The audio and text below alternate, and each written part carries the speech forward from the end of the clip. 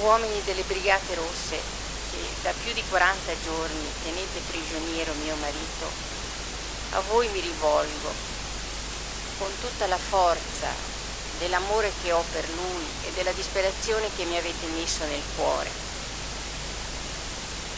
Vi supplico, non uccidete.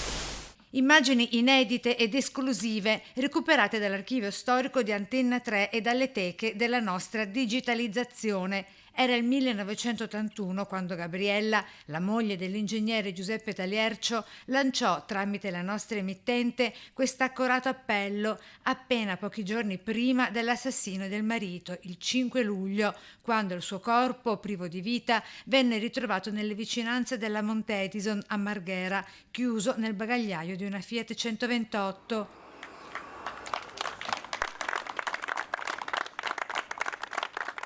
Sono trascorsi 42 anni da quel giorno e oggi, come allora, la commozione è davvero grande davanti al monumento che lo ricorda qui in via Bottenigo, con i rimasti 3 dei suoi 5 figli. Io in quel periodo mi dovevo preparare per l'esame di maturità e comunque, come dicevo prima, l'aiuto di mia mamma, quindi la forza che ci trasmetteva e del fatto che comunque non avrebbero, conoscendo mio padre, non avrebbero potuto fargli del male, ci ha sempre accompagnati in tutti quei 46 giorni. 46 giorni di prigionia per l'ex direttore generale del Petrolchimico di Porto Marghera, per il quali il governo di allora decise di non trattare con i brigatisti. Soltanto dopo il processo con l'arresto di Savasta, l'esecutore materiale dell'assassinio di Taliercio, e dei 3 brigatisti che lo rapirono, si parlò di un omicidio di Stato. Una storia incredibile questa di Taliercio. Il tema del ricordo deve essere un ricordo che parte dai nostri cuori affinché le nuove generazioni